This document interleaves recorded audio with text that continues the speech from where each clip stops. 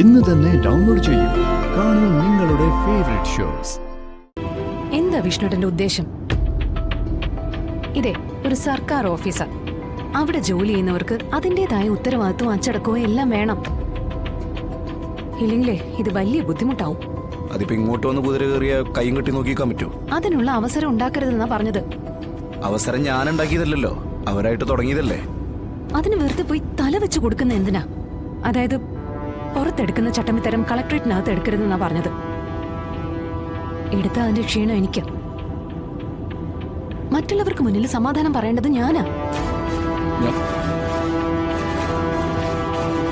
ശരി മേഡം, ഇനി അങ്ങനെയൊന്നും ഉണ്ടാവില്ല.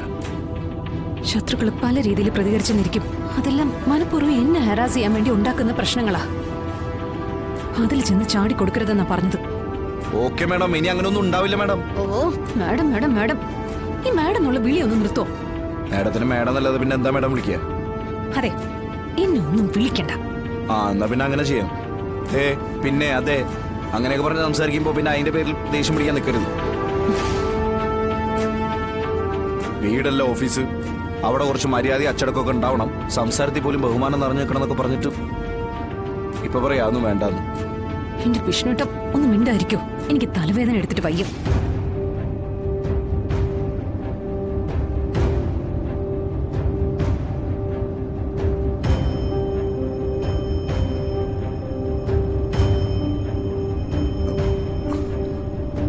അതെ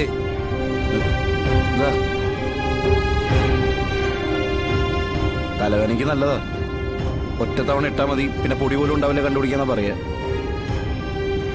ഇനിയിപ്പോ ഞാൻ പുരട്ടി തരണോ?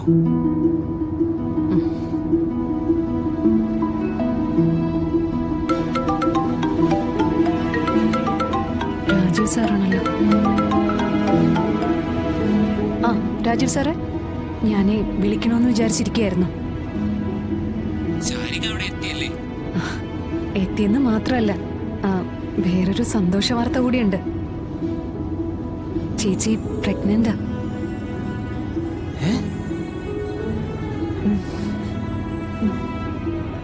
അല്ല രാജീവ് സാർ എന്നാ ഇനി അവിടുന്ന് തിരിക്കുന്നേ?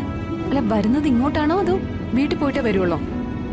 ഹലോ ഹലോ, കേക്കാവോ സർ? ഹലോ സർ, എന്തൊന്നും പറയാത്തെ? ഹലോ, കട്ടായോ? ഹലോ എന്തേ, എന്തുണ്ടേ? വിഷ്ണുട്ട വണ്ടി ഒന്ന് നിർത്തേ. വണ്ടി ഒന്ന് ഒതുക്കി നിർത്താൻ.